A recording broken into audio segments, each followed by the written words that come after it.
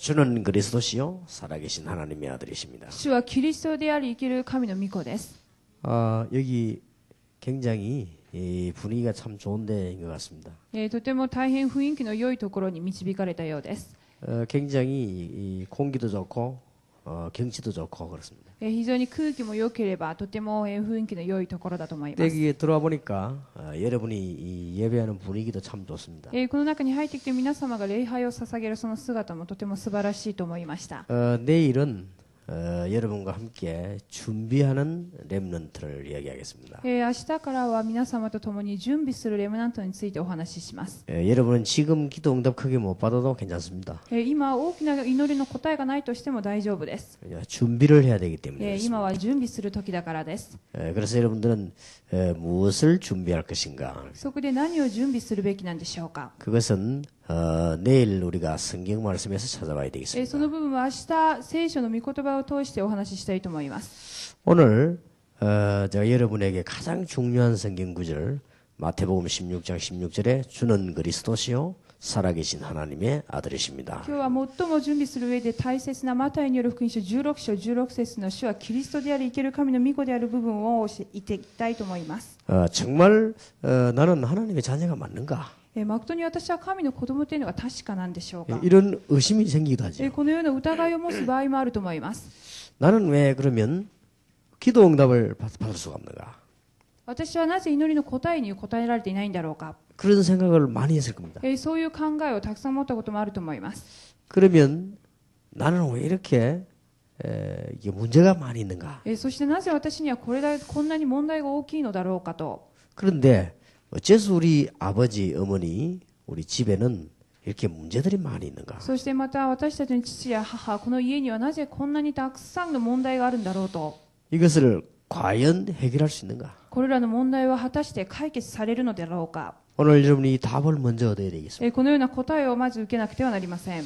그리고 정말 내가 이게 성공할 수 있는가? そして私は誠に成功できるものであるのか。 이게 어떻게 하면 그걸 할 수 있는가? どのようにして成功をなすのか。 나는 왜 자꾸 두려움이 오고 이게 불안한가? そして私はなぜこのように怯えたりまた恐怖感を感じてしまうのか。 그래서 나는 무엇 때문에 학교도 가기 싫고 자꾸만 나쁜 짓을 하고 싶은가? またなぜ学校に行きたくなければこのように悪いことをしてしまうのだろう。 또 나는 어째서 이게 나쁜 습관에 빠져서 헤어나지를 못하는가? またはなぜこのように悪い習慣に陥ってこれらの問題から逃れないんだろうかと。 나는 이렇게 영적인 문제, 이것이 영적인 문제인가 본데 어떻게 하면 해결할 수 있는가? これらが霊的問題だとすればどのようにして解決するべきかっていうことです。 이것을 먼저 해결해야 되겠습니다. この部分を先に解決していきたいと思います。 그리고 내가 정말 하나님의 자녀가 맞는가? そして私は誠に神の子供であるのか。 그렇다면 기도 응답도 받아야 되겠죠. ならば祈りの答えを向けなくてはなりません。 그렇다면 문제 해결도 되지겠죠. ならば問題も解決されていくはずです。 사실은 그렇게 되지면 굉장한 축복을 누리게 되겠죠. もしそういうふうになったとしたらものすごい祝福を味わっていることになります。 일본은 아시아에서 최고가는 선진국입니다. 日本はアジアにおいて最高の先進国です。 근데 왜 이렇게도 문제가 많은가? なのになぜこのようにたくさんの問題があるのでしょうか。 일본에는 종교도 많고 신사도 많은데 왜 이렇게 아시아에서 정신병자는 제일 많은가?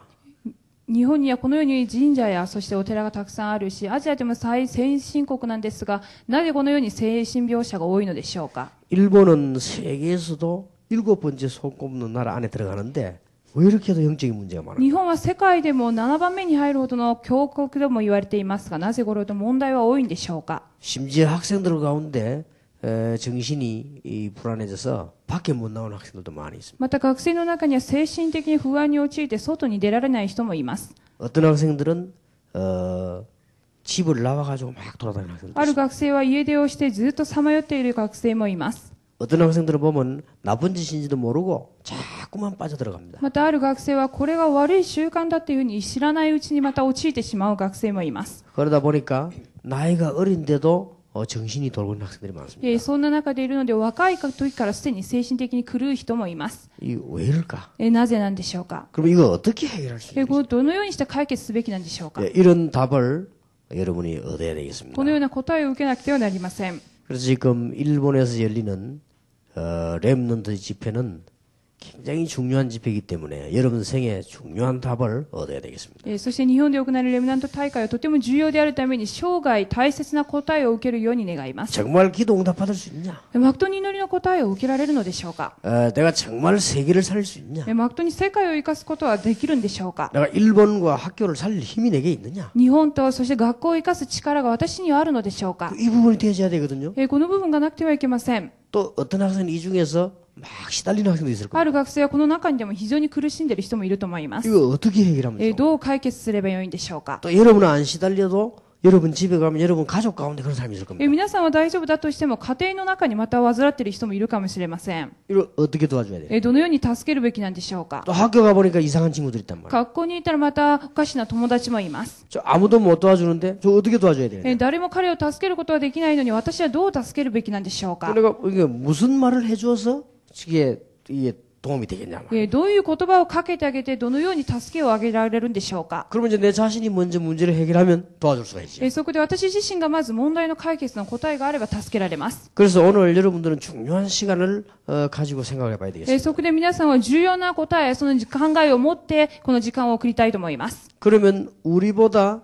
훨씬 발전된 저 미국은 왜 그래 마약 환자들이 많은가? ならば私たちよりもはるかに発展しているアメリカはなぜあれだけの麻薬の国になってしまったんでしょうか。 세계에서 제일 평균적으로 사는 나라가 독일인데 왜 자살자가 많은가? 世界的に平均的な暮らしをしているとあのようにゆとりのあるドイツもあれだけ自殺率が高いのはなぜなんでしょうか。 그리고 아주 편안한 나라라고 생각되는 유럽에는 왜 그렇게도 마약 환자가 거의 다 많이 생겨나고 있는 거죠. また他のヨーロッパの方でもなぜあれだけ麻薬の患者たちが増えているのでしょうか。 그런데 왜 그렇게도 정신병자는 많이 생기는 거예요? なぜ精神病者はこれほど増えてしまったのでしょうか。 그런데 왜 의사들은 그걸 못 고치는 거예요? なのに医者たちはなぜその癒されないんでしょうか。 의사들 가운데 정신병은 어떻게 생겼다, 어떻게 고칠 수 있다 말하는 사람이 한 명도 없어요. そして医者のたちの中でも精神病はどこから始まりどのように生まれたということを正しく語れる人もいません。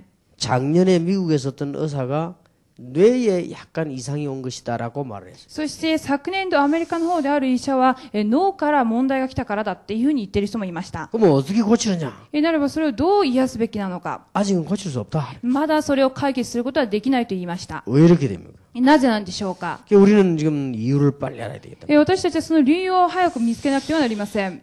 성경에는 아주 답을 쉽게 밝히고 있습니다. 聖書はとても簡単な答えを出しています。 이걸 언제 알아야 되는 거 하니까 여러분 나이 때 알아야 돼요. これを皆さんの年の時に早く答えを見出さなくてはなりません。 이제 여러분 어머니 아버지 나이 때 알면 알았지만 시간이 너무 많이 가버렸죠. 実際皆さんの父や母の年になって答えを見つけたとしても知ったとしてもそれを会うには難しいです。 예를 들면 몸이 아픈 것을 빨리 알면 고칠 수가 있는데 너무 늦게 알면 못 고치지. わかりやすく言えば体内の病気があるという部分を早く見つければ早く解決できるんですが置いとけばもっと悪くなるということです。 그래서 보통 요즘도 일본도 그렇고 전 세계 암이 걸리면 죽죠. 最近日本も韓国も世界的にそうなんですががんにかかったら死にます。 이제 암이 발견되었을 때는 이미 오래됐다고 하죠. そしてがんを見つけた時にはすでにそのがんが発展するまで時間がかかったということです。 그래서 요즘은 뭐가 많이 나오는 거니까 안 걸리도록 암 안 걸리도록 하는 이런 이제 방법들이 막 나오고 そして最近の医学方法ではがんにならないような方法はどれなのかっていうふうにもやっています。 지금 여러분은 렘넌트이기 때문에 여러분에게 지금 가장 귀중한 축복 정말로 하나님이 살아계시는가? 皆さんがレムナントであるために最も最高の祝福は神が果たして生きているのかの答えです。 하나님이 정말 살아계신다면은 우리가 어떤 하나님 자녀인데 어떤 축복을 받아야 되느냐? 神が生きているならば私が神の子供であるしどのような祝福が与えられたんでしょうか。 그럼 나는 하나님의 자녀 아니냐? そして私は神の子供ではないのか。 그럼 내가 하나님의 자녀가 맞냐? 神の子供で確かなのか。 이런 생각을 빨리 해봐야 돼. そのような考えは早くしなくてはなりません。잘 모르겠다 말. でもよくわからない。 나는 하나님 자녀인지 잘 모르겠다. 私は果たして神の子供にあるかまだよくわからない。 어떨 때는 맞는 것 같고 어떨 때는 아닌 것 같고 막. ある時はそうかも、ある時はそうではないかもっていうふうに思う場合もあります。 어떨 때는 기도 응답이 좀 되는 것 같기도 하고 어떨 때는 하나도 안 되고 막. ある時はこういう祈りに応えられるような気もするし、しないような気もするし。 자, 그러면 이대로 계속 있으면 되느냐? ならばこのままでいいのか。 이유를 알아야 되겠지. 理由を見つけなくてはなりません。 알면 아주 간단합니다. 正しく知った時はとても簡単な答えです。 창세기 3장에 보니까 눈에 안 보이는 사단이 뱀을 이용한 겁니다. 実際創世記3章のところに目に見えないサタン、それが蛇を利用したのです。 이 사단은 그때도 그렇고 지금도 그렇고 눈에 보이지 않습니다. このサタンは昔も今も同じで目に見えません。 눈에 보이면 간단한데 안 보입니다. 目に見えれば簡単なんですが目には見えません。 그런데 중요한 건 다 눈에 안 보입니다. そして重要なのは全て目には見えません。 여러분이 병 걸리게 되는데 병균도 눈에 안 보여요. 実際ばい菌もあるんですが、そのばい菌も目には見えないものです。 이 사단이 눈에 안 보인다. このサタンも目に見えません。 그리고 하나님도 눈에 안 보이죠. 神も目には見えません。 그러니까 어렵다 이 말이에요. ですのでとても難しいと考えます。 하나님이 눈에 보이면 뭐 찾아가면 되는데 보이지 않죠. 目に見えればそこに行けばよいんですが見えないものです。 이 사단이 눈에 보이지 않는데 여러분에게 와서 여러분 개인, 집, 나라, 온 세계를 어지럽게 만단 말이에요. このサタンが目に見えない状態で家庭や国、個人のところにまで行って滅ぼしてしまいます。 근데 우리 몸에 있는 영혼이 빠져나오면 죽는 겁니다. そして体内に魂が抜け出してしまえば死を迎えます。 근데 이 영혼도 눈에 안 보여요. でもこの魂も目には見えません。 그리고 어떤 사람은 영혼이 있는 줄도 몰라요. そしてある者は魂があるということも分からずに生きています。 실컷 먹고 놀다 죽으면 끝이다 이런 생각을 ただ 합니다. 一生懸命飲んで遊んでそれで死ねば終わりだと思う人もいます。 그래서 온통 동경 가보니까 먹는 것밖에 없어요. そして東京の街中を見てもただただ食べる店がいっぱいでした。 먹고 죽자 막 이거죠. 食べて死のうっていうことです。 그러니까 영혼이 있는 줄도 몰라요. 魂があるってことを一切分かっていません。 그게 조금 있으니까 괴롭거든요. そして少し時間が経ったら患ってしまいます。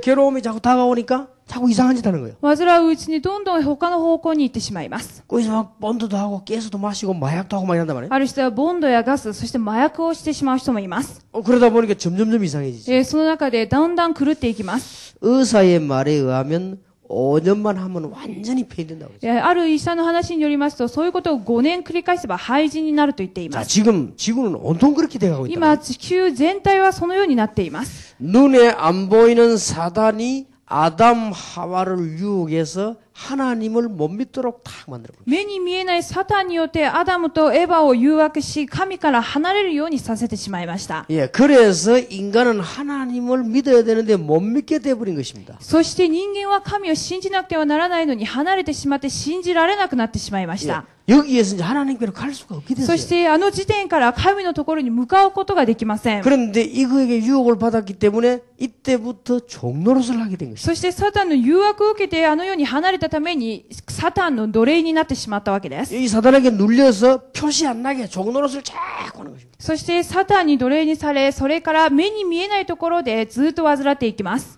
그러면서 온 나라 가보면 일본, 대만, 뭐 인도, 태국 할 것 없이 전부 뭐 하는 거 하니까 막 우상숭배라는 거예요. そして日本やタイなど、その他の台湾などは全ては偶像を崇拝していきます。 우상숭배하면 사단의 이 부하인 귀신이 자꾸 건드리는 거죠. 偶像を崇拝しながら崇拝していくうちに人間たちをサタンの子供たちを煩わせていきます。 예, 그러다 보니까 영적 문제가 자꾸 오는 거예요. 偶像を崇拝しているので次は霊的問題を抱えてしまいます。 이 영적인 문제는 눈에 안 보이기 때문에 병원에 가도 몰라요. 霊的問題は目に見えないものであるために病院に行っても見つけられません。 그러니까 의사도 몰라요. 医者も分かっていません。 그래서 자꾸 제일 처음에 얻은 병 오는 거니까 정신의 병이 와요. そして一番最初に精神問題を患います。 예, 정신의 병만 오면 괜찮은데 이상한 질병이 와요. 今度は精神的だけではなく違う疾病を患ってしまいます。 병원에 가도 낫지도 않고 자꾸 이상한 병이 옵니다. 病院に行っても癒されることなければずっと増えていきます。 그러면서 가정이 막 파괴되기 시작해요. そして家庭は崩壊されていきます。 집집마다 가정이 막 파괴돼요. 家々ごとの家庭は崩壊されていきます。 놀라우게도 일본은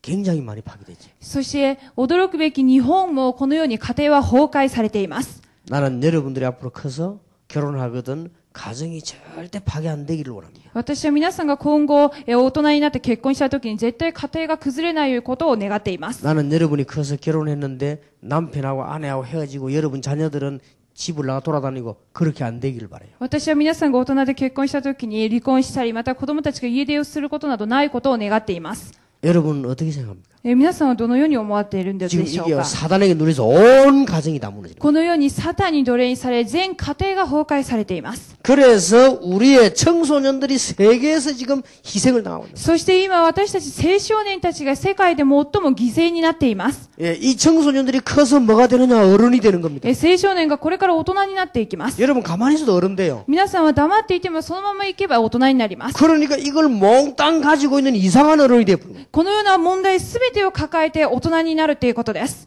여러분 이대로 가만히 있으면 이상한 어른 되어버린 거예요. 皆さんはこのままでいますと、不思議な、変な大人になってしまいま 자, す。 하나님이 우리를 이대로 두었느냐? 神がこのまま放っといたんでしょうか。 하나님이 전능하신 하나님이 인간을 마귀의 손에 그냥 두셨느냐? 全能なる神は人間をこのように放っといたんでしょうか。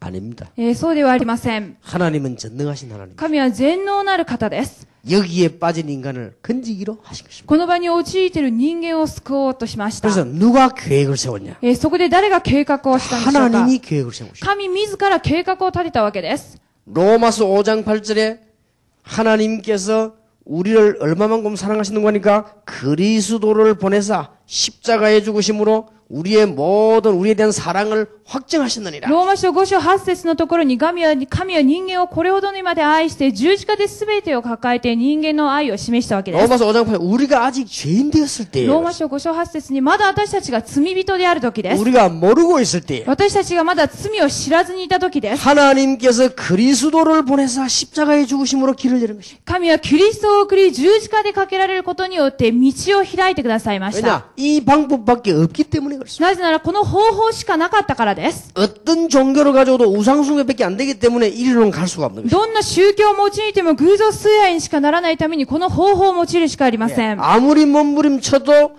여기서는 죽을 수밖에 없기 때문에 하나님께서 이리 오도록 만드는 것입니다. どんなに努力しても右側の場所では死ぬことしかないので神は左へと移し替わしてくださいました。 마귀의 종이 되지 않고 하나님의 자녀가 되도록 悪魔の奴隷ではなく神の子供にされたわけです。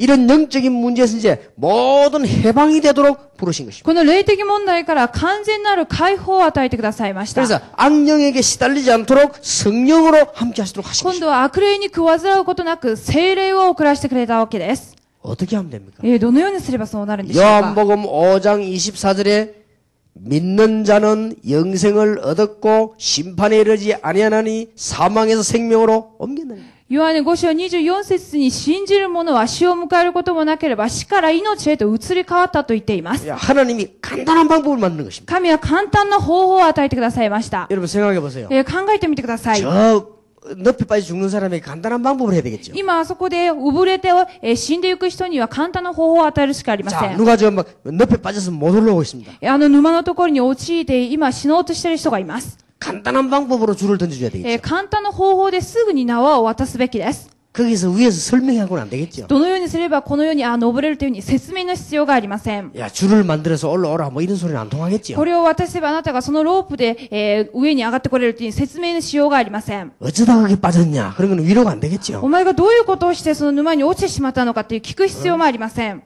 어쩌다 그래 실수를 했냐? 그렇게 통하는 な 말이 ぜそういうふう 아닙니다. に失敗してしまったかというふうに聞く必要もありません。 그 뭐 왼발부터 빠졌냐? 오른발부터 빠졌냐? 이런 今 말이 そこに 통하는 말이 아니란 落 말이에요. ちた時は左から落ちたのか右から落ちたかっていう聞く必要もありませ 그기는 ん。 문자가 통하지 않아요. そのように文字をかけて通 거기는 る問題ではありま 지식이 통하지 せ 않아요. ん。そこに知識で通るものではあ 그는 りま 영어 せん。 일본어가 통하지 않아요. そこには英語やそして日本語では 그는 通じませ 법이 ん。 통하지 않아요. そこに法律も通じません 그는 。 종교도 통하지 않아요. 宗教も通じません。 바로 그냥 줄을 내서 올리. すぐに終えるロープを渡せばいいわけです。 하나님께서 바로 예수님을 보내심으로 건지네. 神はすぐにイエス・キリストを送らせてくださいました。 이것을 사람들이 하도 못 믿도록 마귀가 만들기 때문에 미리 얘기한 거예요. このように人間が信じられなく悪魔が動かしてしまうために神が先に話したわけです。 그게 구약 성경이에요. それが旧約聖書です。 그래서 그리스도가 오신 사실을 증거한 것입니다. そしてキリストが来られた事実を明かしました。 그게 신약 성경. それが新約聖書です。 그래서 구약 신약 합쳐서 우리는 성경 한 권을 가지고 있죠. そして旧約、新約を合わせた一貫を聖書として持っています。 나는 이 사실을 믿고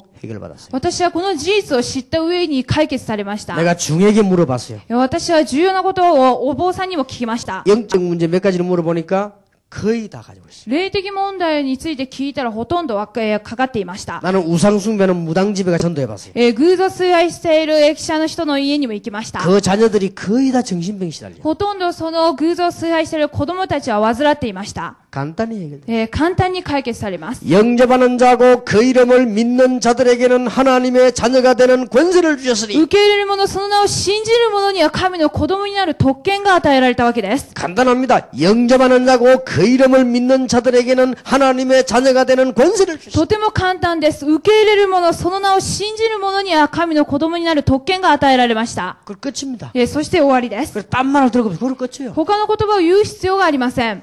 여러분이 예수님을 구주로 영접하는 순간 하나님의 자녀가 되어버린다. 皆さんがイエス様を救い主と受け入れたら神の子供になるわけです。 여러분이 예수님을 구주로 영접하는 순간 사단의 세력은 무너져버립니다. イエスの皆を救い主として受け入れたらサタンの勢力は崩れます。 여러분이 예수님을 구주로 영접하는 순간에 모든 게 해방돼버립니다. イエスを救い主として受け入れれば全ての問題から解放されます。 그러면 그 순간부터 성령께서 함께 하십니다. そしてその瞬間から聖霊が伴われます。 악령의 반대말 성령. 悪霊の反対は聖霊です。 자, 하나님의 영이 함께 하십니다. それは神の御霊が皆様の内側に宿られることです。 누구든지 誰でもです。 예수 그리스도를 영접하는 자는 하나님의 자녀가 되는 권세를 주십니다. イエス・キリストを受け入れる者は誰でも神の子供になれます。 너무 쉬우니까 사람들이 안 믿어요. とても簡単なので人々は信じていません。 아니 뭐 어마어마하게 돈을 많이 내놔야 되지 어떻게 이렇게 될 수 있겠냐 말이야. たくさんのお金をかけるべきなのにそれも必要ないのでどうすればよいんでしょうか。 이게 너무 쉬우니까 어떤 사람은 실감이 안 나는가 봐요. あまりにも簡単なのである人は失望する人もいます。 그건 몰라서 그래요. それは何もかも分かっていないからです。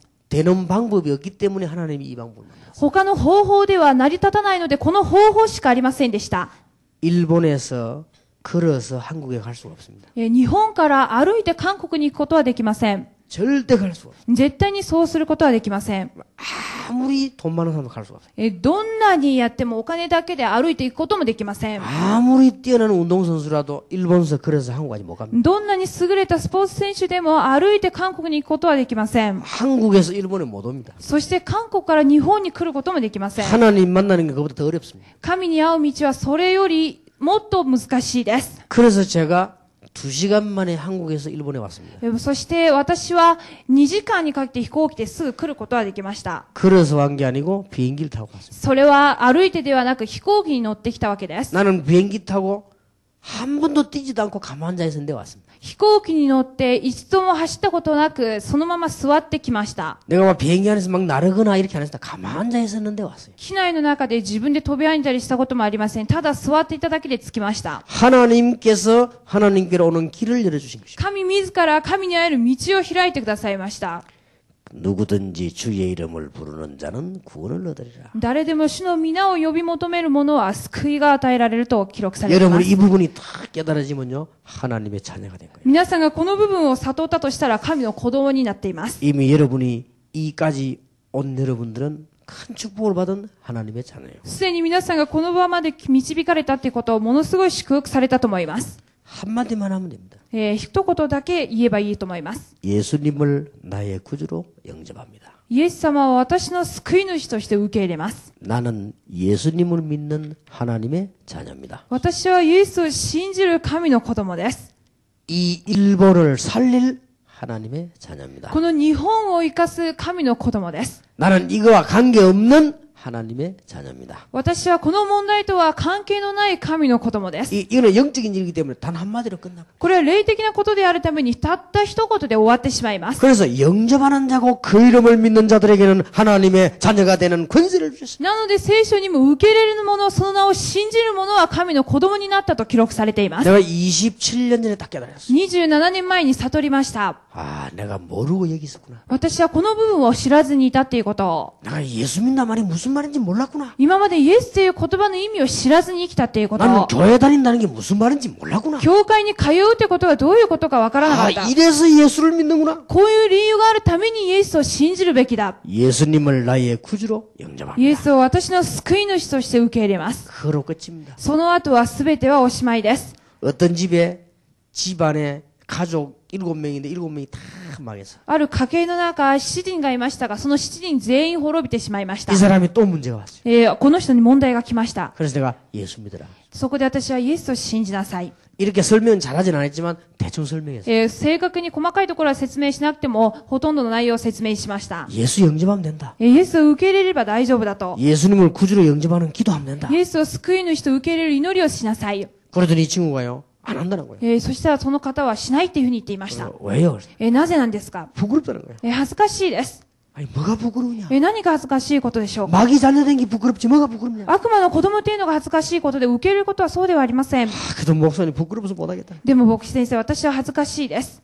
아니 아무도 없는 얘긴 당신하고 나하고밖에 없는데 뭐가 부끄러우냐? 今誰もいません。あなたと私しかいないので恥ずかしいことではありません。 그래도 목사님 보기 부끄럽다. でも私は牧師先生の目の前で恥ずかしいです。 근데 잠깐만 이게 그럼 다음에 하자. そこで私はじゃあ次回にしましょうと言いました。 그 다음 내가 만났어요. その次回にまた会いました。 예수님을 믿겠냐? イエス様を信じますか？ 예수님을 구주로 영접하겠냐? イエス様を救い主として受け入れますか？ 그랬더니 이 친구가 놀라운 말을 했어요. その彼はこういうふうに言いました。 목사님 나는 예수님을 구주로 영접했습니다. 牧師先生、私はイエス・キリストを救い主として受け入れました。 예수님을 나의 구주로 영접한다고 기도했습니다. イエス様を私の救い主としてくださいということを祈りました。 언제 했냐? いつやりましたか？ 부끄러워서 내 혼자서 변소에서 했습니다. 恥ずかしいので一人でトイレの中でしました。 그래도 됩니까? 물어보더라고요. それでも大丈夫なんでしょうか？ 그래 된다 했어요. で、私はそれでも大丈夫です。 변소에서 해도 되고 변소 안에 들어가서 해도 되고 죽기 전에만 하면 된다. トイレの中ででもいいし、その便器があるところに座ってでも大丈夫だっていうふうに言いました。 영접하는 자고 그 이름을 믿는 자들에게는 하나님의 자녀가 되는 권세를 주셨습니다. 受け入れる者、その名を信じる者には神の子供になる特権が与えられました。 이 말을 사단이 굉장히 싫어하지. 왜냐? 겁나니까. この言葉はサタンが最も嫌う言葉です。怯えてしまいます。 하나님의 아들이 나타난 것은 마귀를 멸하려 하심이니라. 神の子が現れたのは悪魔の仕業を打ち壊すために来られたわけです。 하나님의 아들이 나타난 것은 이 죄를 없게 하기 위함이라. 神の子が現れたのはこの罪をなくすために来ま 하나님의 した。 아들이 오신 것은 모든 지옥과 근세와 저주의 근세를 없애기 위함이라. 神の子が現れたのはすべての地獄とこの悪魔の勢力を打ち壊すために来たわけです。 얼마나 간단. 오늘 딱 알아버리면 돼요. 영접하는 자고 그 이름을 믿는 자들에게는 하나님의 자녀가 되는 권세를 주셨습니다. とても簡単です。悟ることは受け入れる者、その名を信じる者は神の子供になるっていうことです。 자, 그러면 지금까지 교회 다니는 사람은 왜 안 될까요? ならば今まで教会に通った人はなぜダメだったんでしょうか？ 잘 몰라서 그렇지. この内容をよくわからなかったからです。 아니, 난 전에 들었는데 왜 그렇습니까? 私は今までこのことを聞いてきました。 자, 지금부터 어떻게 하면 되겠습니까? 今後どうすればよいんでしょうか？ 확신입니다. 今度は確信です。 확실히 믿어야지. 確実に信じることで 밥도 す。 진짜 먹어야지. 구경만 하면 됩니까? 本当にご飯も本当に食べなくてはいけません。 오늘 저녁에도 밥 구경하고 내일 아침에도 밥 구경하고 점심 때도 밥 구경하고 저녁에도 밥 구경하고 갈 때까지 밥 구경만 한다. 힘이 없어 못 가요. 皆さんがここに来て夕食も見るだけ、朝も昼も見るだけとしたら行くときはすでにお腹が空いてしまいます。 왜냐? 밥은 진짜 먹어야 돼요. ご飯っていうのは見るだけではなくて食べなくてはなりません。 지금부터 여러분들은 뭐 하느냐? 세 가지의 확신. 皆さんは今後3つのことを確信してください。 그냥 확신이 아니고 큰 확신 세 가지. 確信ではなく最大大の確信です。 마태복음 16장 16절에 주는 그리스도시요 살아계신 하나님의 아들이십니다. マタイによる福音書16章16節に主はキリストであり生ける神の御子です。 내가 이 사실이 믿어지기 때문에 나는 하나님의 자녀다. 私はこの事実が信じられるために神の子供であるという確信です。 이게 확신 딱 가지고 있어요. このような確信を大きく持ってください。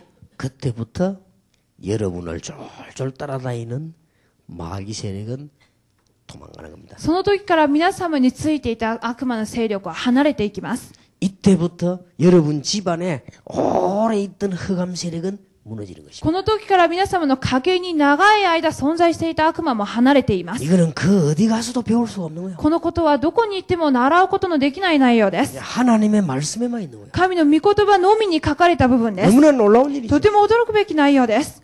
주는 그리스도시요 살아계신 하나님의 아들이십니다. 主はキリストであり生ける神の御子です。 그리스도시요 이 말은 주님께서 기름 부으신 그분이시요 살아계신 하나님의 아들. キリストっていうことはその方こそ油注がれたものでありキリストであるということです。 기름 부었단 말은 무슨 말입니까? 油を注がれたってことはどういうことなんでしょうか？ 예수님께서는 사단의 세력을 꺾은 왕이시요 살아계신 하나님의 아들이십니다. イエス・キリストはサタンの勢力を打ち壊した王であり生きている神の御子であるということです。 예수님께서는 하나님 만나는 길을 열어주신 참된 선지자시요 살아계신 하나님의 아들이십니다. イエス様とは神にある道を開いた預言者であり、誠の神の御子であるということです。 모든 죄와 저주를 없애버리신 참된 제사장이시여 살아계신 하나님의 す 아들이십니다. べての呪いを解決した主であり、誠の祭司であり、生きている神の御子であるということです。 이 세 사람이 기름 부음 받았기 때문에 이 세 가지 말을 합친 것을 보고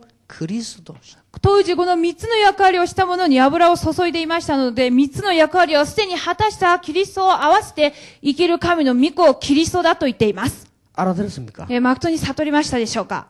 이것만 알아들으면 이제 흑암 세력이 この 벌벌 떨고 内容を本当に悟ったら暗闇の勢力は離れます。 이걸 대충 믿어도 되겠어요? これを適当に信じてはいけません。 이거는 확실하게 믿어야 돼요. これを確実に信じなくてはなりません。 이거는 그냥 믿을까 말까 이런 게 아니에요. 진짜 믿어야 돼요. これはどうしようっていうふうに思ってしまったらダメです。 여러분이 아무리 지금 어려운 가운데 있다 할지라도 나는 하나님의 자녀요. 주는 그리스도시요. 살아계신 하나님의 아들이십니다. 今どんなに辛いことがあるとしても、私は神の子供であり、生きる神の御子キリストです。 다시 말하면 창세기 3장 문제를 해결하신 분이시요. 살아계신 하나님의 아들이십니다. もう一度言えば、漱石三書の問題を解決した神の子供であり、生ける神の御子であります。 그랬더니요. 바요나 시모나 네가 복이 있구나. そしたら、バルヨナシモのあなたは幸いなものである。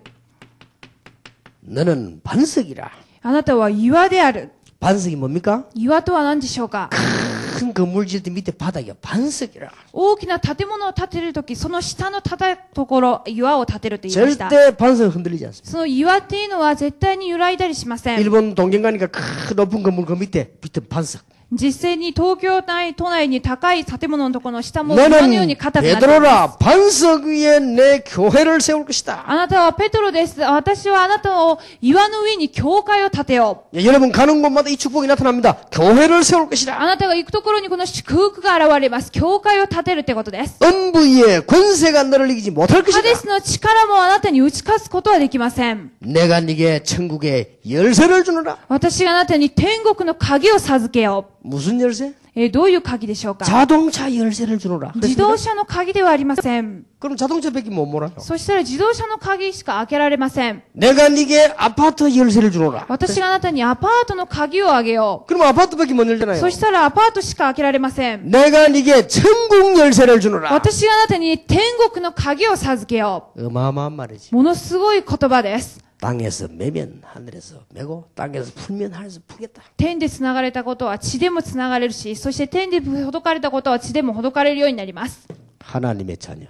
神の子供です。 안 믿어집니까? 信じられますか？ 어마어마한 거예요. ものすごい祝福です。 아무리 밖에 일본 사람들이 잘 사는 것도 여기 빠져 있어. どんなに豊かな日本人が外に住んでもこの問題に陥っています。 그래서 날이 갈수록 문제가 오는 거예요. 일본에 ですので 지금. 日々問題はこのようになっていきました。 여러분 일본 근질 하나님의 자녀라고 말해요. 皆さんは日本を生かす神の子供です。 그리스도란 말을 알고 있는 하나님의 자녀예요. キリストという言葉の意味を知っている神の子供です。 이 그리스도를 영접했기 때문에 그리스도의 성령이 내 안에 계신다. 이 말. このキリストを受け入れたためにキリストの聖霊が内側に宿られています。 그래서 너는 베드로라 이 반석 위에 내 교회를 세워 너 음부의 권세를 이기지 못하리라. そしてあなたはペトロである岩の上に私が私の教会を建て、ハデスの門を打ち勝つことはできないと言っています。 자녀가 되는 권세를 주십니다. 子供になる特権が与えられたってことです。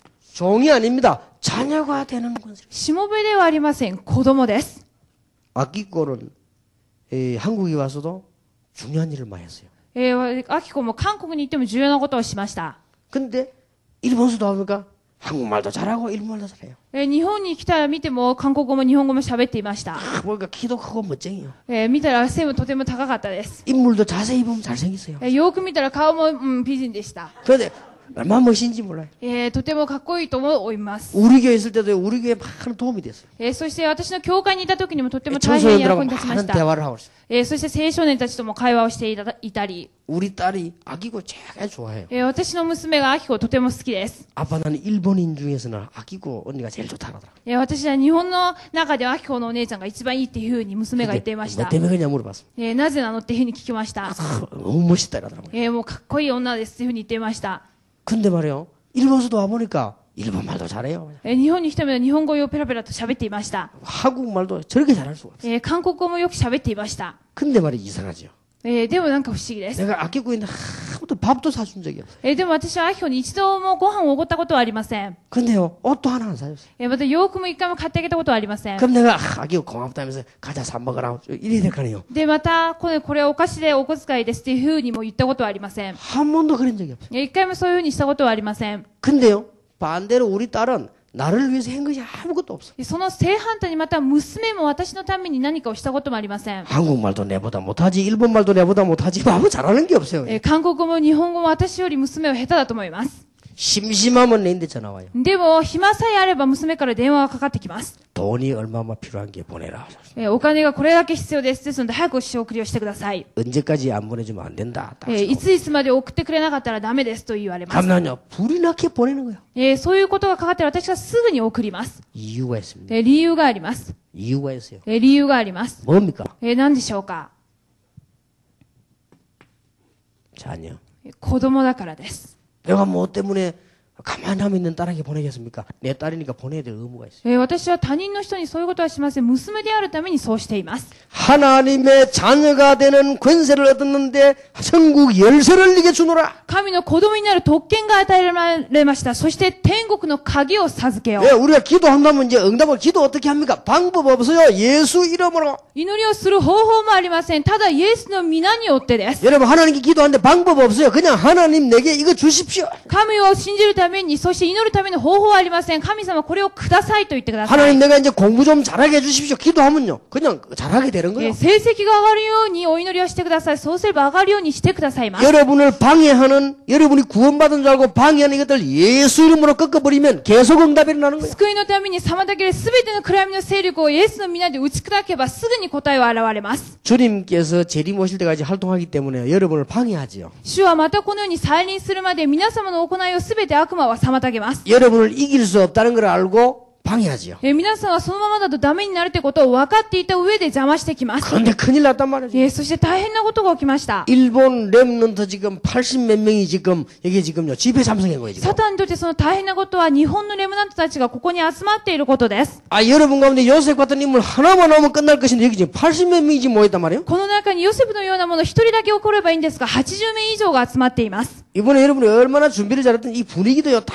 좋은데 지금 기도하기 좋은데다 지금 딱 지금 뭐한 거예요 지금. ここは場所も良いし、とすべての部分で準備をよくしたっていうふうに思っています。 이 마귀가 얼마나 배가 아프겠냐. ならば悪魔がどれほどお腹が痛いんでしょうか。 그러니까 할 일이 하나밖에 없어요. そこでやることは一つだけです。 방해하는 거예요. 妨げることです。 여러분을 이기지 못하니까 방해한다. 皆さんが勝てなくさせるために妨害することです。 어떻게 말입니까? どのように邪魔してくるんでしょ 은혜 못 받도록 う。皆さんが恵みを受けなくさせ 요 ます。 말씀 못 알아도 방해하는 거예요. 御言葉をいくら聞いても理解できなくさせます。 그것만 딱 알면 돼요. それだけを分かってくださ 그럼 い。 여기서 내려갈 때까지 아 내가 여기서 말씀 제대로 듣고 방해 안 받고 기도하다가 가야 되겠다 이렇게 하면 돼요. 家に戻るまで御言葉をよく悟ろう。そのようにサタンの邪魔を受けないというふうにこう思うだけでも結構だと思います。 음부의 권세가 너를 이기지 못할 것이다. ハデスの力は皆様を打ち勝つことができません。 솔직한 말로 여러분이 실수했을지라도 괜찮아요. 正直に皆さんがたとえ失敗したとしても大丈夫です。 왜냐? 음부의 권세가 여러분을 이기지 못해요. なぜならハデスの力は皆さんを打ち勝つことができないと記録 그러니까 されています。 이게 방해할 뿐이지 이기지 못해요. ですので悪魔は皆さんに妨げるだけで勝つことはできません。 그런데 여기 있지 않고 여기 있다. 이건 뭐 반판이 당하는 거예요. 이거는. でも皆さんが実際左ではない右側にいたとしたら一気に壊れてしまいます。 여러분이 이제 기억해야 됩니다. 첫 번째 확신이 뭐냐? 나는 그리스도를 아는 하나님의 자녀다. 記憶してください。私はキリストを知っている神の子供である大確信です。 내 안에는 이제 성령께서 계신다. 私の内側には聖霊が宿られているってことを。 내가 모자라는데도 말입니까? 私はこんなに足りないところがあってもですか？ 괜찮아요. それでも大丈夫です。 나는 지금 막 신앙생활을 제대로 못하는데도 말입니까? こんなに信仰生活はめちゃくちゃでも大丈夫ですか？ 그래도 괜찮아요. それでも大丈夫です。 그래도 하나님의 자녀는 자녀예요. それでも皆さんは神の子供であります。 목사님 나는 뭐 어제도 막 굉장히 뭐 이상한 실수를 하고 있는데 그래도 괜찮습니까? 先生、私は昨日ここに来る寸前まで失敗していました。 하나님은 여러분의 이길 힘을 주실 것입니다. 그래도 하나님의 자녀. それでも皆さんは失敗しても神の子供です。 아무리 여러분이 연약해도 하나님의 자녀. どんなに皆さんが弱いとしても神の子供です。 어느 날 승리하게 되는 것이다. 突然皆さんはある日勝利を手にします。 지금은 준비만 하면 돼요. 今は準備するだけで結構 뭐 です。 기도 응답 받을 것도 없고 준비만. 祈りに応えられるどうっていうことを言わずに準備するだけです。 여러분 지금 나이에 돈 벌 필요도 없고 皆さん 준비만 하면 の 돼요. 年でお金を儲けていることではなく準備することで 여러분 す。 호주머니 보면 돈이 늘 없는 그게 정상이에요. ポケットの中にお金がいつもない、それが正常です。 학생이 호주머니 늘 돈이 많다. 그 이상한 학생. いつもポケットの中に学生がお金をいっぱい持っている、それこそが異 여러분 常 지금 です。 준비하는데요. 皆さんは今の時準備する時 이제는 です。 세계를 내다보고 준비를 딱 한 때란 말이에요. 今は世界を見て準備をする時です。 그렇다고 볼 때 여러분이 일본에 살고 있는 게 얼마나 큰 축복인지 모릅니다. そこで皆さんがそういう意味では日本に今住んでいることどれだけ幸いなことなんでしょうか。 여러분이 아프리카에서 아무리 준비해도 아프리카입니다. 皆さんがアフリカにいてもどんなに準備してもそこはアフリカ 근데 です。 일본 이런 데서 이제 준비를 하는 거죠. 皆さんは今日本っていう国で準備をしています。 예, 나는 하나님의 자녀다. 私は神の子供である。 제가 학생 집회 갔는데 학생들이 한 100명쯤 넘어 있더라고요. 以前学生の集会にいて約100名以上の学生が集まっていました。 하나님의 자녀라는 확신 있는 사람 손들어 봐라 했거든요. 神の子供であるっていうことを確信する者は手を挙げてくださいと言いました。 한 120명 그때 왔는데 한 30명 정도 내가 정확하게 모르겠는데 한 30명 정도 그러니까 한 4분의 1, 3분의 1이 손들어요. 約120名ぐらいいましたけども、20人とか30人ぐらい程度挙げたような気がします。 그것도요. 확실하게 드는 게 아니고 어떤 한 열에 들어가 있다. それも確信を持って台に上げるんではなくて、こう半分中 하나님 途半 자녀 端な 많은 感 사람 じです。 손들어 보는데 들고 또 살피기 말로 살핍니까 살피고. 神の子供で確信なるものは手を挙げなさいって言ったら、周りをこう見ながらやっと上げてるって感じでした。 학생은 2명 손 여기 들고 또 내리쁜 거지. で、今度は本当に確信があるものって言ったら2、30名の人、または下げる人もいました。 근데 가만 보니까 한 30명이 들고 있는 대로 들고 있어요. 若干見たところ30名ぐらいを上げていたような気がします。 정말로 하나님의 자녀 맞느냐? 私は本当に神の子供ですかと大きく叫びました。 탁잠 때리더니 한 20명 내리쁜 거지. いきなりこのテーブルを叩いていったら20名が一気に下げてしまいました。 무슨 구원이 그래 두드리면 내려가고 올라가고 그렇게 합니다. どのような確信の救いなんでしょうか。叩いたら一気に下げてしまったわけです。 그러니까 요거에게 당하는 거 이 ですの 못된 で、 거예요. この悪魔にやられてしまいます。 마태복음 25장 41절, 에베소 6장 10절에서 20절 아직도 자기 건세가 꺾인 줄 알고 여러분을 방해하고 있는데 그러니까 여러분이 당하는 거 아니에요? マタイに6年24章45節、そしてエペソによるところにも、まだ自分が神の子の確信がないために悪魔にやられています。 나는 하나님의 자녀가 맞다. 私は神の子供であることは正しい。 내가 한번 TV를 이렇게 봤거든요. ある時テレビを見ました。 코끼리, 큰 코끼리 있죠. 大きな象が出ていました。 이게 지금 늑대인가? 뭐 이런 게요. 코끼리를 지금 잡는데 어떻게 하는 거 하니까요. 와서 막 이게, 와서 막 몇 마리가요. 코끼리 떼드는 거예요. そして他の獣が何かこう出てきて、何かこう目の前の餌を取ろうとしたところ、そして象もいました。 이 코끼리가 바보지. 그 뿔하고 그 강한 발로 차버리면 될 텐데. 겁을 먹어가지고 심장이 마비가 돼가지고 꼼짝을 못해요. 実際象には長いその杖もあるし、また鼻もあるし、その太い足もあるんですけれども、一気に敵をこう蹴飛ばせばいいんですが、怯えてしまって何もできない状態でした。 그 늑대 몇 마리가 건드니까요. 그냥 넘어져 버려요. そして目の前に出てきた動物との戦いになって、一気にそこで何の戦いもできず負けてしまいました。 그냥 저기 확실히 코끼리 저기 미리나면 바보다 싶으면 싸우면 이길 텐데 말이에요. で、私が見ました。体の体格から見ても象の方が大きいから勝てると思ったのに、とても愚かだと思いました。 여러분은 이제 하나님의 자녀요 그리스도 이 비밀 확신 가졌으면 응답이 지금부터 계속 오는 겁니다. 皆さんがこのような確信を持てば答えというのは続けて起きてきます。 자, 지금부터 5가지의 확신가 있어요. これからは5つの確信を持ってください。 나는 하나님의 자녀다. 私は神の子供であるっていう確信です。 증거가 뭐냐? その証拠は何でしょうか。 마태복음 16장 16절이 믿어지는 하나님의 자녀다. マタイによる福音書16章16節が信じれる神の子供です。 주는 그리스도시요 살아계신 하나님의 아들이십니다. 主はキリストであり生ける神の御子であります。 이 고백을 하면요. この告白を 여러분 した 집에 ら、 흑암 세력이 벌벌 뜨는 겁니다. 皆さんの家の暗闇の勢力は離れていきます。 이게 다 확신 딱. ですので、この確信を持ってください。 하나님의 자녀이기 때문에 이제는 기도하면 응답을 받는다. 神の子供であるために今後祈りをしたら答えられるという確信です。 요한복음 14장 14절. ヨハネによる福音書14章14節です。 자녀이기 때문에. 子供であるからです。 하나님의 자녀이기 때문에 기도를. 子供であるから祈りをしたら答えられます。 예, 자녀는 기도만 하면 응답. 子供は祈りをするだけで答えられます。 얼마 전에 우리 아들이 전화를 했어요. 以前息子から電話をいただきました。 뭐 이런저런 뭐 얘기해놓고요. 전화만 해놓고는 말을 안 해요. そしていろんな話をした後にただ結論をなかなか言いません。 그래도 이제 우리 며느리가 저희 얘기를 했어요. 次に今度は私はその自分の息子の嫁から聞きました。 그게 뭔데 얘기를 해버렸어. どういうことを本当に言いたいのか言ってみなさい。 미국에서는 차가 없으면 안 되는데 차를 한 개 샀는데 그게 들어가는 돈이 너무 많다는 거예요. 実際アメリカは車がないと生活できないので車を買いました。そしたら車にかかる費用がとてもたくさんかかりましたと。 그 어떻게 한국에서 좀 싼 이자에 그걸 빌려가지고 차를 이렇게 하면 어떻겠냐고 이렇게 물어봐요. そしたらそれを韓国の方で少し安めの車を購入してこうなんとかしたらどうでしょうかっていう意見を聞きました。 그래서 내가 가만 들어보고 알았다 했어. 私はずっと聞いた後に分かったと承諾しまし 며칠 た。 있다 전화를 했어요. そして何日経った後また電話をしました。 차 값이 좀 얼마냐 물어봤어. で、車が一体どれぐらいするのかアメリカでは。 걔 얼마다고 얘기하더라고. そしていくらいくらっていうふうに言いました。 그러면 내가 빌려주겠다 그랬습니다. そして私がじゃあそのお金を出してあげようと言いました。 예, 한빈이가 크거든 아르바이트가 갚아라 그랬어. そして私は生まれた息子ハンビンがアルバイトをして返しなさいっていうふうに言えっていうふうに言いました。 한빈 내 손자인데 2살입니다. そのハンビンっていうのはまだ私の孫なんですが2歳です。 이제 뭔 말을 알아들었지. どういうことなのかまあ理解したと思います。 근데 이상하게 옛날부터 우리 아들은요 그 말을 못해 부끄러워. 그래 맨날 그래요. でも息子っていうのはそういう部分、そういう内容なのに恥ずかしくて私には一切言えません。 그렇게 맨날 고생하지. なのでとてもいつも苦労していると思 열심히 います。 공부하고 열심히 일하고 열심히 말하고 기도하면 될 텐데 부끄러워하지 못해. 一生懸命働いて勉強して祈ればよいんですが、そういう部分を一切恥ずかしくて言えません。 옛날부터 그래요. 昔からそういう性格でした。 부끄러움이 많아. 恥ずかしいところがたくさんあります。 한 번도 내 방 와서 용돈 받으러 온 적이 없어요. 一度も私の部屋に来て堂々とお小遣いをくださいと言ったことがありません。 동생이 좋아져 받아 갖다 줘. そして逆に娘の方が来て代わりに持ってあげたこともあります。 혹시 이제 월요일 같은 내 만나면요 용돈 주면요 그냥 막 미안해가지고 불불불 떨고 받고. で、ある時は月曜日に会ってこうお小遣いを渡す時にもらう側でもこう怯えてこう手も震えていました。 제때 안 주면요 우리 딸은 내보아서 내놔놨고요. 娘の場合っていうのは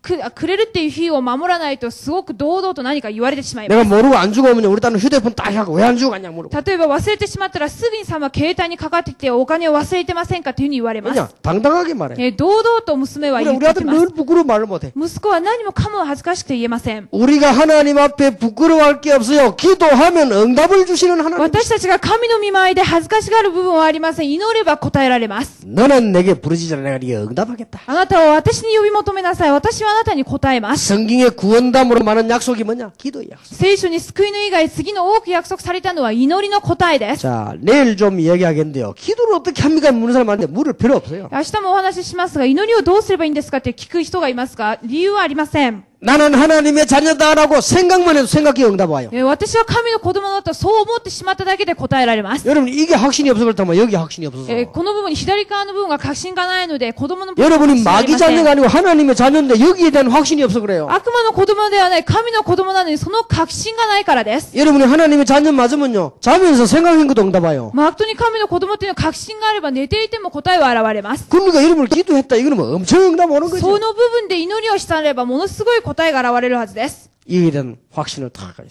この部分の確信を持ってください。 세 번째입니다. 3番目です。 어떤 어려움이 와도 세상을 이길 수 있습니다. どんな苦しいことがあっても世を勝つ力があります。 승리의 확신. 勝利の確信です。 왜냐 하나님 자녀니까. なぜなら神の子供だからです。 이 세상을 못 이기겠어요? このような世の中を勝てないんでしょうか。 하나님의 자녀인데 어두운 세상을 못 이기겠냐? 神の子供がこの闇の勢力を勝てないでしょうか。 고린도전서 10장 13절에 감당할 시험만 주고 이것은 능히 이기게 할 것이다. 第一コリント10章13節に耐えられる苦しみしか与えられていません。 감당할 시험만 준다는 말이 중요한 말이에요. この耐えられる苦しみだけです。 여러분이 시험을 크게 당하는 사람은요 큰 그릇이요. 試みに遭う人、大きな試みに遭う人は大きなことだと思いますが、 여러분 시험 맨날 자꾸만 시험 당하는 사람은요 작은 그릇이요. いつもこのような些細なことに陥ってしまう人は小さな器だと思います。 맨날 시험 받는 구질구질하다 그는 구질구질한 그릇이라서. またある人はいつも陥ってしまう人っていうのはとてもそういうどうでもどうしようもない人だと思います。 너무 큰 시험을 받았다 큰 그릇이요. とっても大きな試みにあったっていう人、大きな器を持ったと思います。 왜냐 감당할 시험만 주신다. なぜなら聖書は耐えられる苦しみだけを与えたと言っています。そういうことはすぐに勝てるようにしたと言っています。 여러분이 예수 믿는 순간에 여러분의 가문의 문제, 여러분 집안에 있는 영적 문제, 모든 죄는 다 없어져 버린 것입니다. イエスを信じる瞬間、家庭や家庭のすべての闇の問題は、霊的問題は崩れました。 마가복음 10장 45절. マタイに6の10章45節です。 맞습니까? そうだと思いますか？ 간첩이 자수하는 순간 모든 것 끝. スパイは自首する瞬間すべてが終わりです。 이 지금 여기는 간첩이 없잖아요. 우리 한국 옛날에 많았거든요. ここにはスパイはいないと思いますけど、昔韓国はいっぱいいました。 남한 북한이 이렇게 갈라져 있으니까 스파이들이 나오죠. 実際北と南が分かれているためにスパイが行ったり来たりしていたわけ 그래서 です。 스파이가 자수해버렸다. 끝. そこでスパイが自首しました。そこで終わりです。 예. 여러분이 하나님 자녀 되는 순간 모든 저주는 끝. 皆さんが神の子供になったらすべての呪いは終わりです。 여러분 부모님들이 갔던 어려운 길 따라갈 필요 없어요. 끝나버렸어요. 家計から流れてきた親の苦しみも受け継ぐ必要がありません。 지금 일본이 걸어가고 있는 흑암 길 따라갈 필요 없습니다. 여러분하고는 끝나버린 것이죠. 今日本に落ちている暗闇の勢力に私たちがついていく必要もありません。 마태복음 28장 20절에 세상 끝날까지 너희와 항상 함께 있으리라. マタイによる福音書28章22、世の終わりまでいつもあなた方と共にい 이 ます。 확신을 딱 가져. この確信を持ってください。 하나님의 큰 축복이길 바랍니다. 神の大きな祝福が望まれています。 여러분이 받을 큰 확신 두 번째 게 뭐냐? 이 하나님의 자녀에게 오는 축복 분명히 믿어야 돼요. 皆様が確信する大きな確信の2番目がこの5つの確信です。 예, 여러분이 이제부터는 기도하면서 공부도요 용기 내게 해요. これから勉強するのもお祈りをして勇気を持ってしてください。 이제 일해도요 이제 그리스도 이름으로 용기 있게 해요. また仕事をしている人もキリストの皆によってお祈りをしてください。 안 되면은 될 때까지 해요. ダメな部分があったらそううまくいくまで働いてください。 이제 여러분이 도전해요. 挑戦してください。 그 이기는 겁니다. その中に全てがあ 반드시 りま 이기게 す。 돼 必 있습니다. ず勝てるようになります。 세 번째 큰 확신. 3番目の大きな確信です。 절대 잊어버리지 말아야 됩니다. 絶対忘れてはいけません。 나는 렘넌트다. 私はレムナントだっていうことです。 예. 이사야 6장 13절에 렘넌트다. イザヤ書6章13節レムナントです。 여기에 대한 확신이 있다. この部分の確信を持ってください。 틀림없습니다. 間違いありま 여러분이 せん。 20세기를 사는 게 아니고 21세기를 살고 있는 렘넌트입니다. 皆さんは20世紀ではない21世紀を生きているレムナントです。 아마 여러분 가운데 지금 나이가 한 60 넘어섰으면 나는 렘넌트 아니다 생각하면 돼요. ここに年は60超えてしまった。そしたらレムナントに関して少し、ではないというふうに思っても大丈夫ですが。 여러분이 렘넌트예요. 皆さんはレムナントです。 아마 나도 그렇고 우리 구로다 목사님이나 또 아키야마 목사 이런 사람들 좀 렘넌트 알지도 몰라요. 私もそうなんですけれども、黒田先生やまた、秋山先生などレムナントに関して若干クエスチョンがつくかもしれません。 렘넌트를 키우는 사람이지. レムナントを育てるたちです。 다 우리 강명주 목사님이나 다 렘넌트 아닌지도 몰라. 렘넌트를 키우는 사람이에요. カン・ミョンジ先生などレムナントであるっていうよりかレムナントたちを育てる側かもしれません。 여러분이 렘넌트예요. 皆さんがレムナントです。 내가 경로당 가가지고 여러분이 렘넌트입니다. 이라고 했습니까? 私がそのおじいちゃんおばあちゃんに向かって皆さんがレムナントですって言ったら笑われてしまいます。 그게 헛소리지 말하면 뭐예요? そしてそれはとてもただ虚しく聞こえるだけだと思います。 여러분이 앞으로 21세기를 살릴 렘넌트다 이 말이에요. 皆さんが21世紀を生かすレムナントであります。 왜냐 이게 확실하다면 なぜならこの部分が確信であるならばです。 또 확실하기 때문에 また確実に確信しているからです。 하나님은 언제든지 렘넌트를 축복하셨습니다. 神はいつどんな時でもレムナントを祝福していました。 그래서 렘넌트 도우는 자를 축복하셨습니다. ですのでレムナントを助ける側も祝福を受けたわけです。 하나님은 렘넌트에서 모든 것을 준비했습니다. 神はレムナントのために全てを備えてくださいました。 진짜 이번에요. 이 렘넌트 집회를 여러분 일본 선교사님 생각 정말 잘한 거예요. 今回このようにレムナント大会を開こうというふうに選挙師の方たちが考えたことはとても幸いだと思います。 장소 선택도 정말 잘했어요. 本当にこの場所の選択も幸いだと思います。 얘들 지금 동경저 신주군 아까바리 데려다 놓으면요. 왔다 갔다 하면 보이는 게 많은 은혜를 못 받아요. 実際にこの子供たちが東京や新宿の方に街中に場所を取ってしまったら見るものがあまりにもうるさくて集中できま 내가 せ 그거 ん。 보니까 라면에다가 뭐다가 막 자바지 복잡하게 막 길이 이래가지고 은혜를 못 받아요. 都会の方ではあまりもうラーメンだなんだなっていうふうに見えるものがうるさくて集中できません。 얘들이 한 3일 동안 은혜 받고 나면 완전히 바뀌느냐 그건 아닙니다. 実際にもしここで3日間ぐらい恵みよくて完全変わってしまうのかそうでもありません。 거의 다가 조용히 벌레대로 돌아갑니다. でまたほとんどがまた元の昔の自分に戻るかもしれません。 그런데 3일 동안 받은 이게 영원히 가요. けどこの3日間受けたものっていうのは永遠に続きます。 결국 누가 이기느냐? 진리가 이겨요. そして結局は真理が勝つってことを分かるように 얘들이 なります。 현장으로 돌아가도 결국은 진리가 이겨요. 現場に戻っても勝つのは真理だっていうことを分かるようになります。 렘넌트를 위해 하나님은 모든 것을 준비하셨다. レムナントのために神は全てを備えてくださいました。 요셉을 죽이려고 아무리 몸부림쳤지만은 안 되는 거요. ヨセフを殺そうとどれだけ周りがその懸命になっても彼を殺せませんでした。 요셉의 형들은 먹는 것밖에 모르니 식충이들이라. 근데 요셉을 죽이려고 했어. 兄たちっていうのは食べることにしか集中してません。またヨセフを殺そうともしました。 하나님은 요셉을 보호했습니다. 神はヨセフに関心がありました。 보디발의 아내가 요셉을 계속 유혹하다가 안 되니까요. 감옥소 집어넣어버린 거예요. ポティバルのその息子、ポティバルの妻っていうのはヨセフに関心がありましたが、結局は刑務所まで彼を入れてしまいました。 하나님은 요셉을 보호하신 것입니다. それでも神はヨセフを導いたわけです。 이유가 하나 있습니다. 理由は一つしかありません。 렘넌트입니다. レムナントだからです。 예, 일본말로 레무난토입니다. 日本語でレムナントです。 예, 절대 잊어버리지 마세요. でも絶対忘れてはいけません。 왜냐면 확신 딱 갖고 있어요. 確信を持ってください。 그러니까 그냥 기다리고 있어요. で、それは待つっていうことです。 그 뭐 약간씩 실수해도 괜찮습니다. 若 기다리고 干 있어요. の失敗は大丈夫です。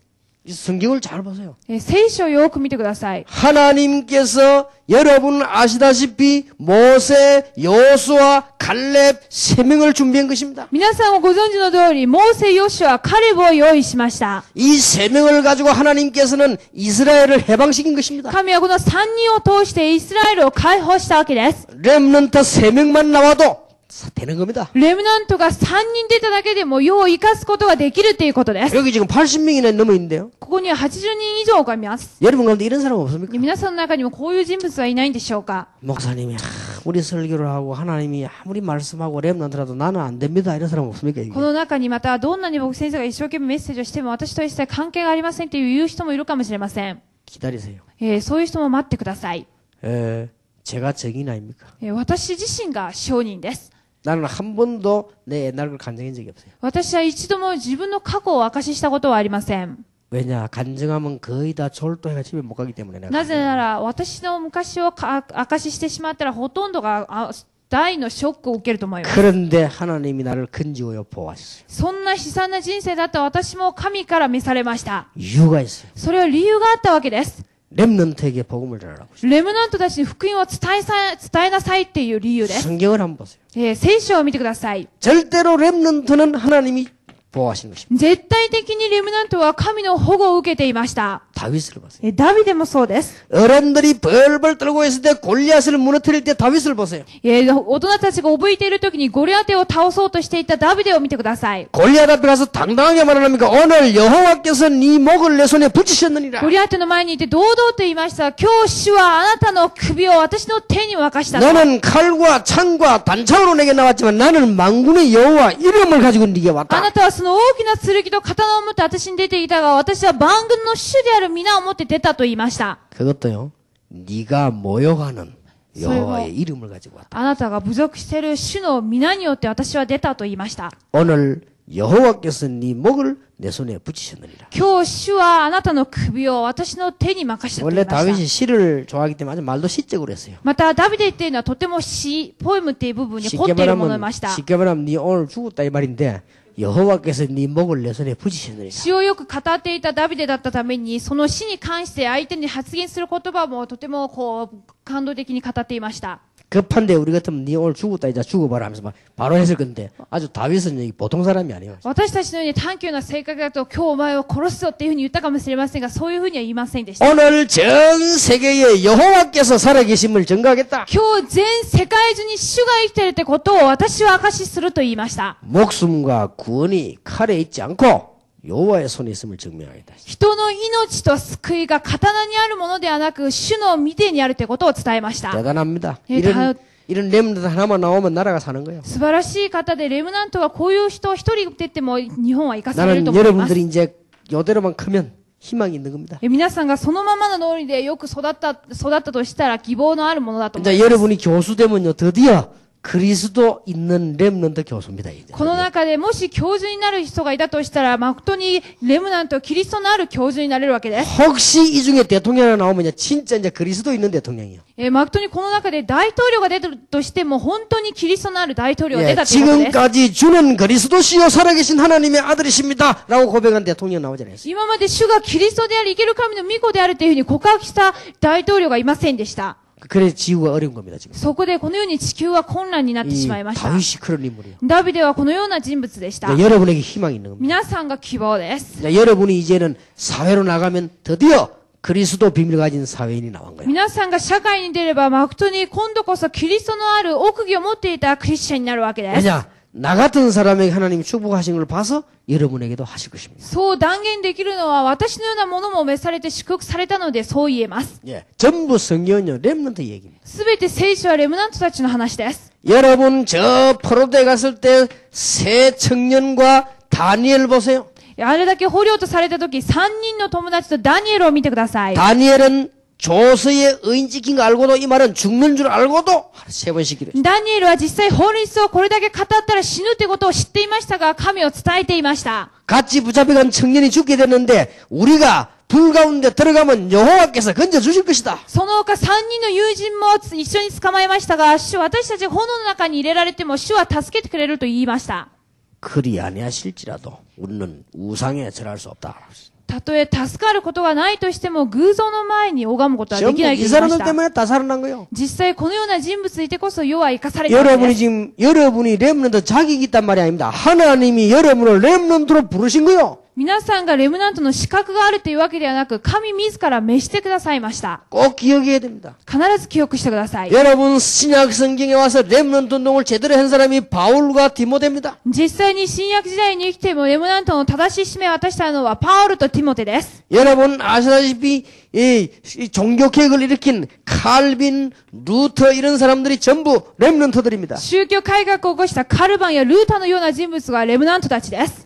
여러분 18세기 나타난 요한 웨슬레 같은 인물들, 19세기 나타난 D.L. 무디 같은 인물들이 전부 렘넌트들이래요. 18世紀に起きたジョン・ウェスレーやまた19世紀に現れた D.L. ムーディもすべてがレムナントたちです。 모든 하나님의 역사는 렘넌트를 통하여 すべての働きはレムナントを通してです。 뭘 준비할 것이냐.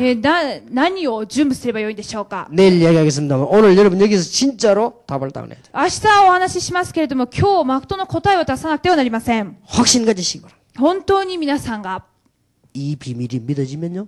여러분은 하나님의 자녀입니다. この内容が信じられたら神の子供であります。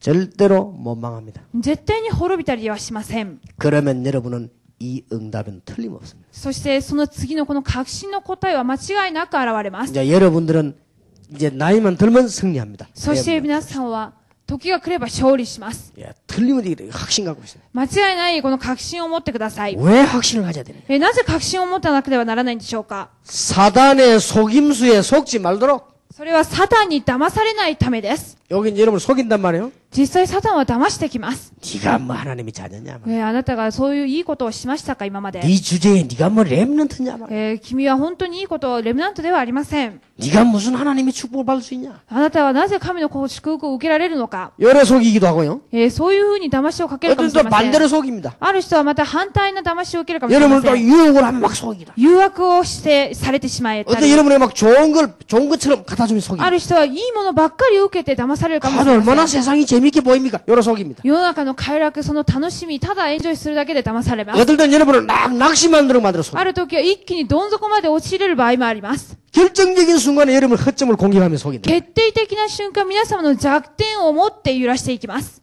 확신. ですので、確信です。 꼭 기억하세요. 必ず記憶してください。 나는 하나님의 자녀다. 私は神の子供であるということ。 그리고 렘넌트. そしてレムナントだっていうこと。 그렇기 때문에 여기에 대한 응답받을 확신이 있다. ですので、ここに対する答えを受ける確信を持たなければなりませ 여러분이 ん。 잘 믿기 때문이 아니고 하나님의 자녀이기 때문에. 良い信仰だからではない神の子供であるからです。 하나님의 자녀된 확신과 여기에 따르는 응답이 있기 때문에 분명히 여러분은 확실하게 믿어야 됩니다. 神の子供に対しての答え、その確信があるために明確に皆さんは信じなくてはなりません。 여러분이 렘넌트이기 때문에 하나님께서는 이 자신을 갖고 계시다. 皆さんがレムナントであるためにこの確信を持たなくてはなりません。 옛날에 올림픽 때 내가요. 이게 유도를 내가 좋아하기 때문에 TV 이렇게 자세히 유도를 꼭 봅니다. 昔オリンピックが開催していた時にテレビで柔道を見ました。 일본에 굉장히 유도를 잘하는 선수가 하나 있었다고요. 日本にとても優れた技術を持った柔道選手がいました。 예, 호소가와라고요. 예. 아주 잘하는 선수. 細川っていう選手でした。 근데 이제 그 사람 우리 한국 라이벌 누구냐면 김재엽 선수거든요. その人が、細川のライバルは金正德っていう選手でした。 호소가와 이 선수가 김재엽 선수에 대한 연구를요. 비디오 틀어놓고 계속 하는 거예요. 細川選手は金正德っていうその選手のビデオのテープを用いてずっと研究していました。 근데 김재엽은 또 호소가와 거 틀어놓고 비디오 슬로우로 다 보면서 호소가의 약점이 뭐냐 강점이 뭐냐 이걸 연구를 하는 겁니다. でも韓国のキム選手の方もこの細川のビデオを見ながらその弱点がどこで弱いところでどこかっていうのを研究していました。 둘이서 이제 결승에 붙을 거니까. そして二人は決勝戦を迎えました。 김재엽 선수의 약점이 뭔가 하니까 두 발을 똑같이 움직여야 되는데 그렇게 잘 못해요. 金正ヨっていう選手の弱点っていうのは両足を一緒に動かすべきなんですがそれをうまく動かせません。 그것까지 호소가와 연구를 한 거예요. そこまで細川は知っていました。 유도를 하면 업어치기를 하면 다리 두 개가 같이 나야 됩니다. そして柔道っていうのは一緒に一気に倒すときには両足ともに上げなくてはなりません。 김재엽 선수 다리가 한쪽 다리 조금 빠져요 이렇게. 実際に金正ヨっていう選手というのはその片足がちょっと鈍いです。 그 대신 김재엽 선수 다리가 한쪽 빠지기 때문에 옆으로 빗당기 치긴 잘합니다. そしてその片足っていうのが鈍くっていうか伸びているためにそうで両足ではない違う技の方は優れています。 이걸 호소가와 연구를 한 거예요. そしてその研究を細川がしていまし 김재엽 た。 선수가 업어치기 들어오면 그걸 이용하는 연습을 한 거예요. 実際に金正ヨ選手っていうのが横から入ってくるとそれをどう対処すべきかという研究をしていました。 근데 이제 호소가 선수는 뭘 잘하는 거 하니까요. 공격 안 하는 것이 하다가 갑작스럽게 들어가서 사람을 이게 뒤로 거꾸로 던지는 거죠. 細川の得意技っていうのは攻撃しそうもない時に突然来ていきなり後ろの方に倒してしまう技を持っていました。 이게 둘이서 이제 막 연구를 막 계속 하는 거죠. そして二人でずっと研究していました。 그렇게 이제 막 연습을 막 합니다. そしてまた練習もしました。 이게 막상 이제 딱 붙을 때 어떻게 합니까? で、実際決勝を迎えました。 자, 이길 확신을 딱 하고 붙어요. そして勝つ確信を両方持っていたと思います。 나가면 자신이 없으면 져버려요. そして行っていた時もし自信がなかったら負けてし 그 まいます。 이상합니다. 不思議なんです 그 が、 운동을 해보면요. 자신이 안 생기면 상대방 공격할 데가 없다니까. 実際に運動したら自信がなかったら相手を攻撃することができませ 그리고 ん。 뭐 어디로 공격해야 될지는 모른다. そしてどこをどう攻撃したらかもわかりませ 어느 ん。 날 자신이 딱 생기면요. 상대방이 전부 공격 대상을 보인다. そしてある時自信を持ったら相手がどう攻撃するかそれが全て見えています。 이 확신이 있다는 이게 얼마나 중요한지 몰라요. これほど確信があるということは重要なことです。 그날 호소가와 선수가 올림픽에 나와가지고요. 자신을 잃어버린 거예요. その日、細川はオリンピックの決勝で自信を失ってしまいました。 김재엽 선수한테 올라오지 못하고 중간에서 탈락해버린 거죠. 実際また金正ヨ選手っていうのも途中で脱落してしまいました。 상상지도 않은 저 다른 나라에 별 무명 선수인 호소가가 져버린 거예요. そして想像もしていなかった他の無名の選手、他の国の人に細川は負けてしまいました。 근데 그 감독이 신문에 잠깐 얘기해서 왜냐면 우승 금메달을 그걸 꽂았기 때문에 져버렸으니까 감독이 그 뭐라 얘기를 했다고요. そして終わった後に新聞の記事のところに、優勝候補の人だったので監督の言葉が書いてありました。 이런 말을 했어요. こういうことを書いてありました。 시합 전날에 자신을 잃어버렸다. 試合の前日、自信を失ってしまったと。 그렇게 지는 거죠. そこで負けてしまったわけ 그렇게 です。 무명 선수인데 져버리는 거예요. 無名の選手に負けてしまいました。 여러분이 확신이 없으면 마귀가요. 근데 여러분을 이기지는 못합니다. 자꾸 속이는 거예요. 皆さんが確信を持たないと勝てない悪魔に騙されてしまうってことです。 어떤 경우가 와도 우리는 하나님의 자녀다. どんなことがあっても私たちは神の子供です。 기도하면 응답을 받는다. 祈りをすれば答えられるっていうこと。 여러분들은 기다리기만 하면 된다. 렘넌트다. 皆さんは待つだけでいいです。レムナントだからです。 요 확신을 딱 갖고 この確信を持ってください。 뭐 틀림없습니다. 間違いありません。 여러분이 언젠가 세월 지나면 내 말이 뭐 말하게 될 것입니다. いつか時が流れて私の言う言葉を理解する日が来るはずです。 이 축복의 날 2002년도 일본 렘넌트 집회 와서 유광수 목사님이 여러분에게 무슨 말을 했는가 기억해놨어요. この祝福の日、2002年度日本に来た劉先生は何を語ったかってことを分かる日が来ます。 대부분의 사람이 알지 못하는 그리스도의 비밀. ほとんどの人が分かっていないキリストの奥義です。 대부분의 교인들이 알지 못하는 그리스도의 비밀 여러분 알고 있기 때문에 여러분은 틀림없는 하나님의 자녀예요. ほとんどのクリスチャンが分かっていない神の奥義を知っているために間違いない神の子供です。 틀림없이 이 응답을 받을 수가 있어요. 間違いなく皆さんはこの答えを受けることができます。 그리고 여러분은 틀림없이 렘넌트입니다. そして皆さんは間違いないレムナントです。 마지막으로 하나만 얘기하겠습니다. 最後に一つだけ申し上げます。 나는 아직도 내게 문제 있다 싶은 사람은 이번 집회에 기도하세요. 私にはまだ確信がない、問題があるという方は、この集会に祈ってください。 그리고 언제 응답이 왔는가를 확인해 보세요. そして、いつその祈った答えが来たか確認してください。 참 놀라운 일입니다. 驚く答えは来るはずです。 하나도 빠지지 않고 응답. 一個も、来ないものがありません。 나는 어떤 거는요 10년 만에 어떤 거는 1년 만에 정확하게 응답. 私が祈っている内容であるときは正確に10年あるところは5年かかるものもあります。 하나님의 자녀. 神の子供の確信を。 대통령 단어보다 더 좋은 단어가 왕입니다. 大統領という単語よりもっと良いのは王です。 왕보다 더 중요한 단어가 있습니다. 王っていう単語よりもっと重要な単語があります。 렘넌트입니다. それはレムナントです。 최고의 단어입니다. 最高の単語です。 그리스도 안에서 최고의 단어가 뭐냐? 렘넌트. キリストにあって最高の単語はレムナントです。 뭐 일본에 대해서 걱정 너무 할 필요는 없습니다. 日本に対してまたたくさん心配する必要もありません。 가만 놔두면 다 죽기 때문에 여러분들이 올라오면 돼요. 그죠? 黙っていけばみんな死んでいくために実際皆さんのような子供を育ってくると思います。 아무 걱정할 거 없습니다. 何も心配する必要はありません。 전도도 안 한 주제에 우리 보고 뭐 이단인 사람들 요한 사람이거든요. 가만 놔둬요. また伝道もしないうちに私たちのことをなおさら異端という人がいても心配する必要はありません。 가만 놔 기도하면 계시면 다 죽게 돼 있습니다. ほっといて私たちが祈るだけでその勢力は無気力になっ 그래서 ていきます。 지구상에서 제일 열심히 해야 될 게 뭐냐? 장례식이요. 장례식만 빨리빨리 하면 돼요. ですのでそういうことがあってみんな祈ればなくなるので一生懸命やることは葬式だけだと思います。 그러면 누가 올라오냐? 렘넌트들이 올라오는 거예요. そして次の世代レムナントが上がってきます。 그런 중에 여러분이 복음 받은 사람들이 올라온단 말이지. そんな中皆さんが祈っている際に福音を持っているレムナントが上がるということです。 어느 날 여러분 개인의 영적 문제와 여러분의 가정의 영적 문제가 없어졌음을 알게 될 것입니다. ある日皆さんの家庭や個人の霊的問題がなくなっているということに気づくはずです。 어느 날 여러분이 진심으로 하나님 앞에 감사하는 날이 계속됩니다. ある日皆さんは誠に切に神の御前で感謝という言葉を捧げる日が来るはずです。 기도하겠습니다. お祈りします。